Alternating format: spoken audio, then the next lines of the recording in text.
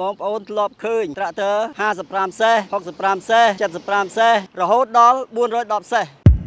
ជំរាបសួរបងប្អូនទាំងអស់គ្នា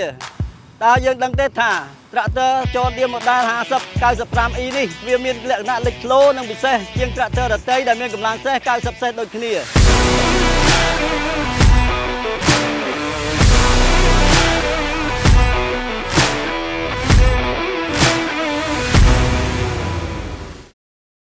បងប្អូនធ្លាប់ឃើញត្រាក់ទ័រ55សេះ65សេះ75សេះ95សេះ110សេះ120សេះ150សេះរហូតដល់410សេះប៉ុន្តែថ្ងៃនេះដែរខ្ញុំចង់បង្ហាញបងប្អូនអំពីត្រាក់ទ័រម៉ូដែល50 90E នេះតើវាមានលក្ខណៈពិសេសប្លែកខុសពីត្រាក់ទ័រដទៃមួយចំនួនត្រង់ណាខ្លះសម្រាប់ចំណុចទី1ប្រព័ន្ធលេខដៃ PSS វាមាន9លេខទៅមុខនិង3លេខដាក់ក្រោយផ្ដល់ភាពងាយស្រួលដល់អ្នកបើកបរគ្រប់កលៈទេសៈការងារចំណុចទី2ផ្នែកម៉ាស៊ីន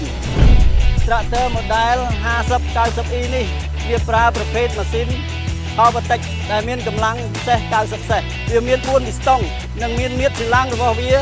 4.5 លីត្រវាបំពាក់ទៅដោយទែបូវាអាចស្រូបខ្យល់ចេញចូលបានលឿនហើយធ្វើឲ្យម៉ាស៊ីនខ្លាំងបង្កើនកម្លាំងបានរហូតដល់370 Newton ម៉ែត្រហើយវាអាចធ្វើការងារបានខ្លាំងវាអាចជួបស្រែអូសទាញឡើងទួលចុះទួលបានដោយរលូនចំណុចទី3ប្រព័ន្ធ Hydraulicប្រព័ន្ធ Hydraulic យើងមាន2ប្រភេទទី1គឺផ្នែកលើកដាក់ខាងក្រោយទី2គឺប្រព័ន្ធចង្កូតផ្ដល់ភាពងាយស្រួលដល់អ្នកបើកបរធ្វើការពេញមួយថ្ងៃក៏យើងអត់មានហត់អីដែរដោយសារវាធូររីឯប្រព័ន្ធបូមលើកដាក់ខាងក្រោយយើងអាចលើកបានច្រើនគីឡូធ្វើឲ្យអ្នកបើកបរអាចលើកទម្ងន់បានច្រើននិងអូសទាញបានច្រើនចំណេញពេលវេលានិងចំណេញថវិកា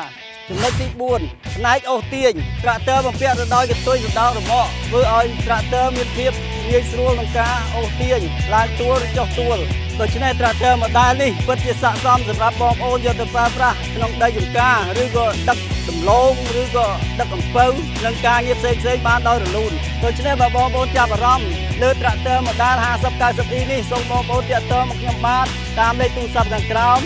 សូមអរគុណសូមជម្រាបលា